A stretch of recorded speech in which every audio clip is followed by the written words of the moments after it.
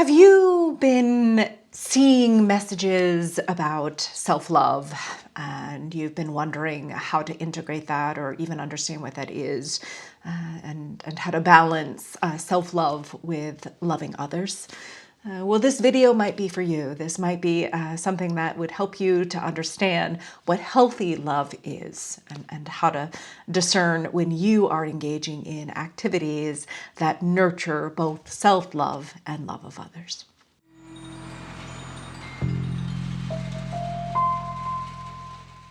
So many of us have had experiences in our lives where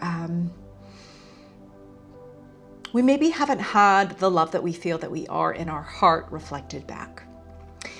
Maybe we have engaged with somebody and we had the intention to help them and they responded in a way that was critical of us or surprised our reaction.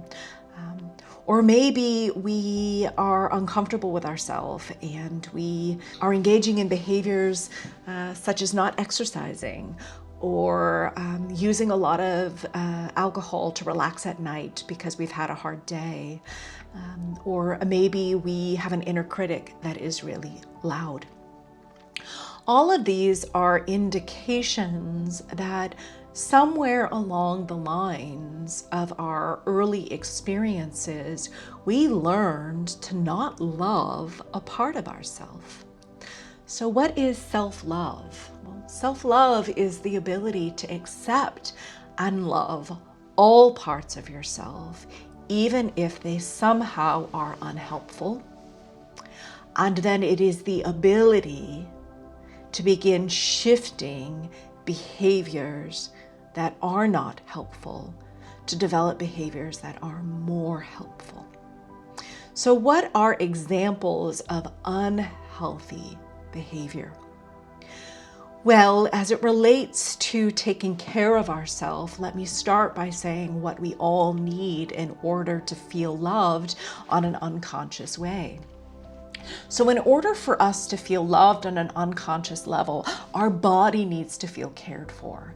And what does our body need to feel cared for? Well, it needs physical movement. That includes both exercise that is up-regulating and gets our heart rate up, as well as exercises that are down-regulating and lead to stretching, right? So having a regular exercise program that you engage in, preferably on a daily basis, tells your unconscious and your body that you love it. Your body also will feel loved depending on the food that nourishes it, right?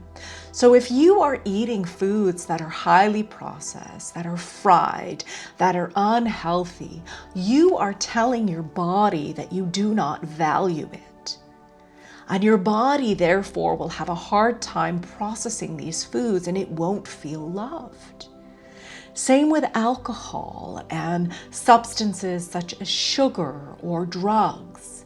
These things are hard for your body to process. So when you engage in these practices, they tell your body and thereby your unconscious that you do not value it, that you do not love it. Things like advocating for your needs or your boundaries when they come into conflict with somebody else is another way of understanding your relationship with self-love. So if you are somebody who struggles with saying, you know what, I know you would like to do X, Y, and Z, but I would like to do X, Y, and Z. Can we find a way to collaborate so that both of our needs get met? Then if you don't do that, you might be abandoning your own needs, specifically if you're engaging in people-pleasing behavior where you say, that person wants to do that, so maybe I should just do that because I have capacity to just do that, without checking in to see what you want to do.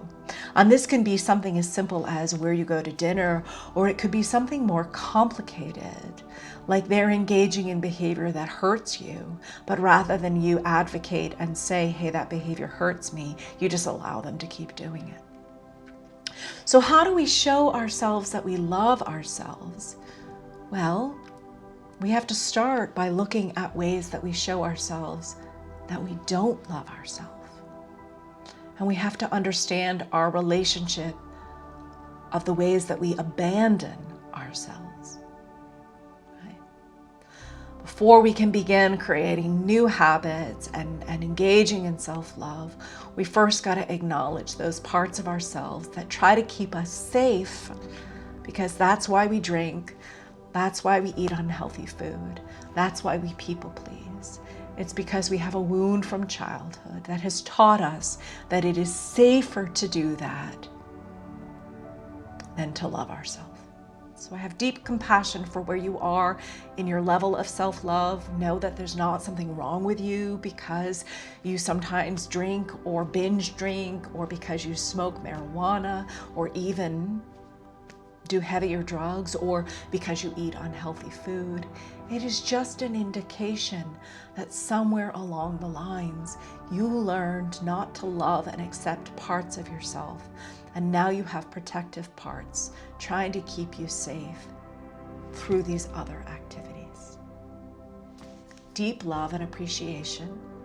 If you're interested in learning how to heal these parts of yourself, I hope you'll consider reading my book, The Divine Within, Healing Ourselves to Heal the World, which is available on Amazon and Barnes & Noble and other online platforms.